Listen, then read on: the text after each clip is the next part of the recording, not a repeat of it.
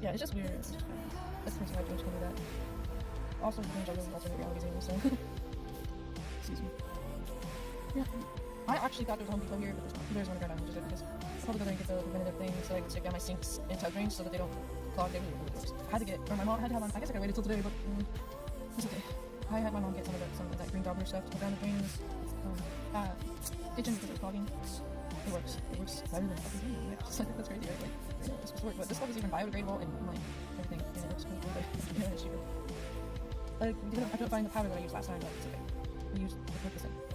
You can keep getting the preventative things, do the little strip things, you stick down your drains, and you do that every month. Yeah, and let me get back to what I was talking about. Wait, let's see. So, there's something, I don't know, but there's something I remembered, I guess. My first marriage, he was a Virgo.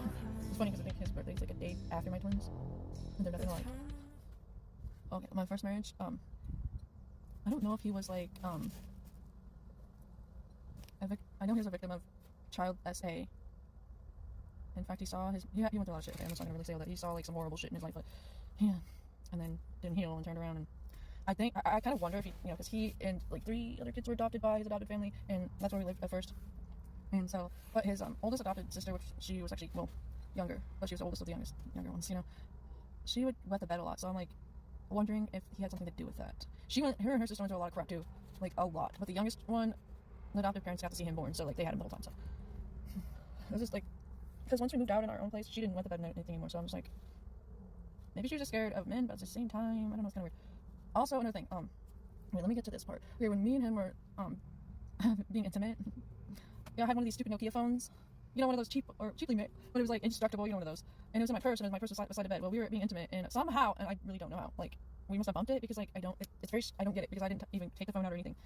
It called his adopted grandparents, the grandpa was the preacher of their church, and left a voicemail of us being really loud. It was like, we got in trouble for it. Like, are you sure you didn't do this on purpose? Because they thought it was the great grandma.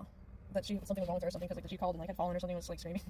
But no, it was us, and I don't know even how that fucking happened. But like, I think those people were narcissistic too because they grilled me, treated me like a fucking child, and didn't fucking let me make my own decisions really. And it was just, and therefore like that whole family was full of greed because like I was half asleep one time and I had seen like in my third eye piles of money, and I took it, didn't really think of it, didn't think it meant you're surrounded by greedy motherfuckers, and I took it as, oh, you guys are really gonna be rich because that's all they focus on.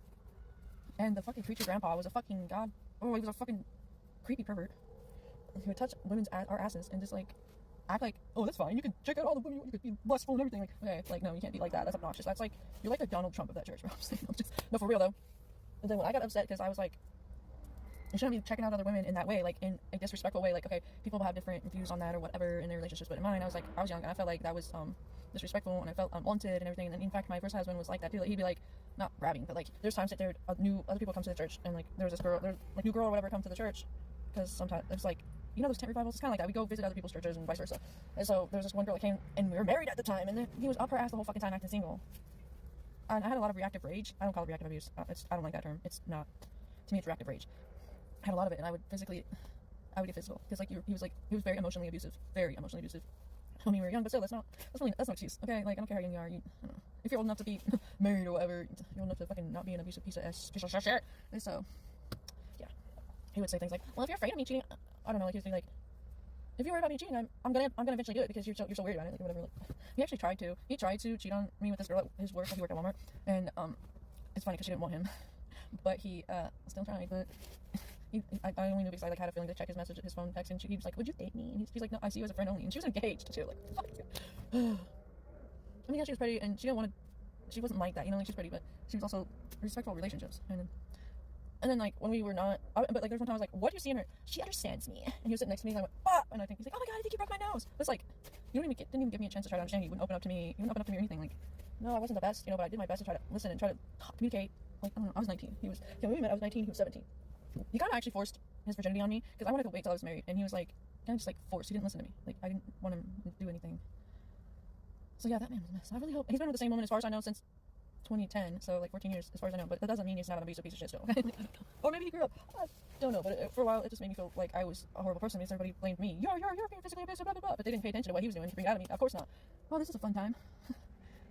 It's fun, great time. I've never really talked about this because it's a really deep pain, and I never I always, even when I try to talk to people about it, they would be like, yeah, well, you shouldn't have done that.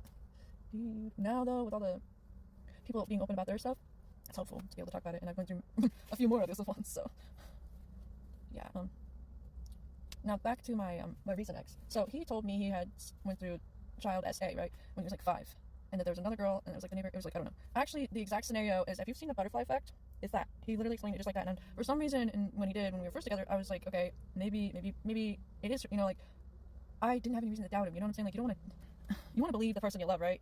So, like, but recently I've been like, because it did kind of bother me, I was like, oh, that's strangely similar, like, very, like, straight out of a movie. So, like, so, when I was taking a shower the other night, not last night, the night before, I had the song in my head, and she's actually very, like, the song by the person is like, I could tag it. I could tag the song in this. That's how to remind myself. It was in my head, and then I was like, all of a sudden I just realized, pretty sure he just probably made that up.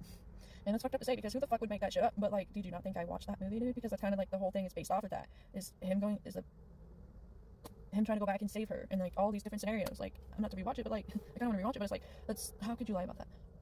There was another thing, that he was accused by his first baby mama, and like there's a whole thing about him being a predator or whatever, if you know what I mean. But he insisted he wasn't. I don't know, like, he just made things believable. And like, when I brought up, like, in the past when I bring up things he would cry about, you know, like, cry like, okay, like, the most recent time I did was like last year, the year before, last year, yeah, probably whatever, with the whole ex-roommate thing we had, and you know, like, that her ex-best friend did spell work on me, and I didn't want anything to do with the ex-roommate, even though she was my ex-friend, because like I was going to reach out to her after I cut her off, after she like moved out, and she just stopped talking to me and stopped hanging out with me. But she had this ex-friend, you know, like, I was gonna reach out to her because I kept feeling like I should, and then, like, because, you know, sometimes she feels like that when you're breaking the cycle of things or whatever.